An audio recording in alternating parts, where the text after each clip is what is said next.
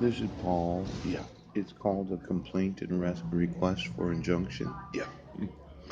Now, the more of these that I fill out as a plaintiff, the more money I get. And I'm wanting to fill these out. Yeah. Complaint and request for injunction. Yeah. Now, I have a lot of federal questions today. Yes. Questions about, well, how do you refuse to admit the evidence proving somebody innocent of a crime? Yeah. Why would you use fraudulent mental health evaluations? Yes. So as to mispresent your felonies. Yeah. I have a lot of federal questions. And every time I fill out one of these, I get more than $75,000. Now, diversity of citizenship. Yeah. I have a lot of questions for the citizens of other states. Yeah.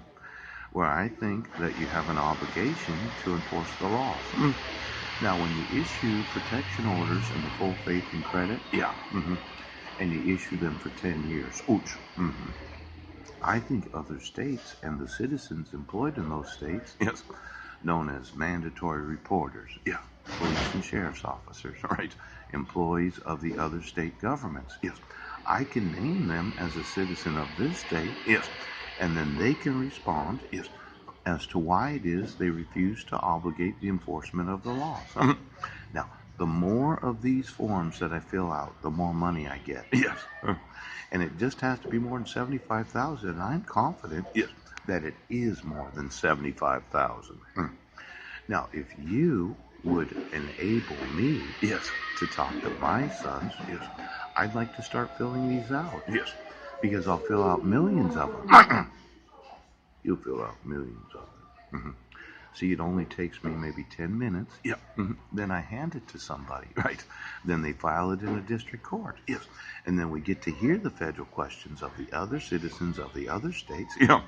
And then we get to hear the diversity of citizenship in other nations.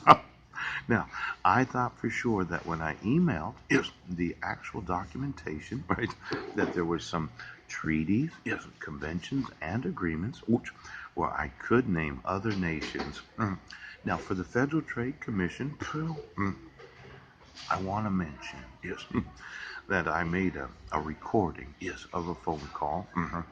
And there's some people that are employed in other nations where they have a similar court system. I'm going to want to know all those courts, yes, where I could, yes, motion the foreign courts. See, the Chinese, yes, seem to have some knowledge of what I'm talking about, yes. And I was frustrated, yes, that the Chinese government, yes, is actually complicit in, yes, the violating of international trade agreements. Yep. Well, I thought the Chinese wanted to buy some water from me. Oh, some electricity. Quite possibly an internet. Yes. Now, the flip phone, if it did not translate in Chinese, yeah. Let's say that you have a cell phone. You're a citizen of China. Yeah. And you like using the smartphone where you get to touch the screen. Yes. Flip phones do not have touch screens. They only have the availability of using the numbers or the going up or down. Let's say that there were no touch screens of every cell phone user in this nation.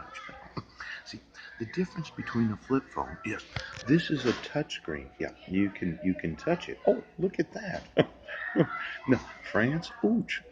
Oh, wait a second here. Yeah, the Chinese don't like touch screens. No, they like flip phones.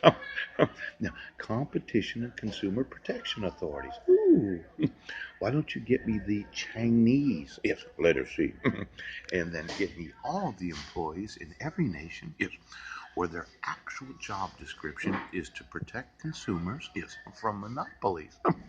Now, for the Chinese individuals that live in China, yeah, that don't need a smartphone, yes, the screen, if you touch it, will not do anything. Yeah, this is a flip phone that I am using. Yeah, if I touch the screen, it does not do anything. It does not do anything. Now, maybe the Chinese want to go back to flip phone.